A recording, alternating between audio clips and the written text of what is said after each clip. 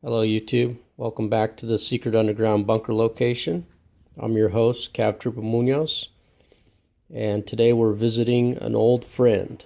Today I'll be upgrading from the shepherd's hook to the retainer plate. I've heard a lot of good reviews about these retainer plates. In this particular instance, we're going to use a Tapco plate, and all we should have to do is take apart the trigger group, and this is not a G2 trigger as I thought it was, nor is it a ALG trigger. Okay, since we have the bolt out and the bolt carrier, I just want to show some people were talking about inferior metal being used on the Zastavas, and this is about I want to say about 400 or 500 rounds through this gun total. And as you can see, there's no deformation there. Looking at the bolt carrier, it all looks good. It's still 100% intact. There's no indication of any kind of weakness in the metal. So if that was a issue for you and the reason you didn't pick one of these up, it's a non-issue. This bolt carrier is fine. And now we'll take a look at the bolt. If I can get that to stay on the table. As you can see, really no deformation anywhere. All in good shape.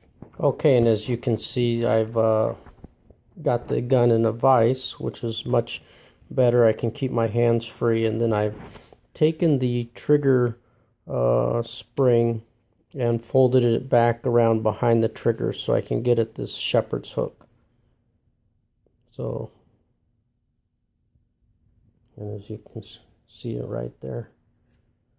Well, let me get this guy on the Zastava M77. I don't know about other models of Zastava, but it was easier for me to turn the safety 360 degrees, or I'm sorry, not 360, but I went down, and unfortunately I marred the paint, but you know me, I'm not about the paint, so it was easier for me to take it around this way rather than up. And I think the reason for that is on most semi-autos there's a little cleft here that's cut so that you can lift the safety straight up. In the Zastava, that's not there. As you can see, once you've rotated it, then the safety lever comes right out. Once the safety lever is out, you'll be able to get that retaining plate in there and get it situated. It may need some milling to make it fit, and that's common with replacement parts. So I'm going to put it in there and see how close I get, and if I have to do some modification to it, I'll let you know. Okay, here we can see the retaining plate in the firearm, but unfortunately it's not flush against the receiver. The safety lever has to go into the hole and this plate should be flush against the receiver in order for it to not interfere with the hammer. So that's an issue that you'll want to address prior to putting the gun back together. What I'll do is I'll take the plate out, I'll manually bend it a little bit so that it's flush against the receiver like this, and you can see where I cut around that rivet. Once it's flush against the receiver, then I'll put the gun back together. Okay, here's the shepherd's hook or paper clip that came out of it.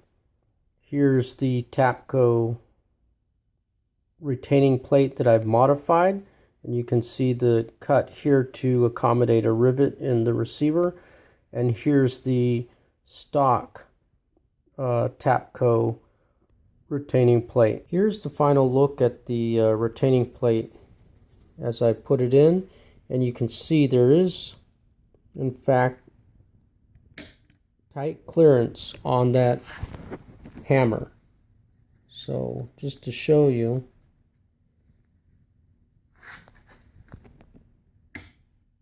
there's the clearance on the hammer. It's not much, but it gets by. So I'm going to leave it as is right now. I'm not going to chop down this tab. I could just chop it off, but I don't want to do that. Obviously, if it causes a malfunction of the firearm, I'll take that off. Also, get a good look at the internals of this.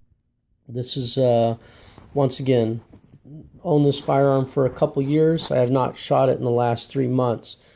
So basically it's been sitting in the safe. As you can see, it's not rusting away. It's not going to fall apart. I know there was some concern about the price of these firearms. And to me, it's like, what a deal. If you see one of these used and you were thinking about getting one when they were new, I would highly recommend going ahead and doing that, because this firearm has been nothing but a pleasure for me, both to shoot and to work on. It's Cav Trooper Munoz. That's my plate install. I'm out.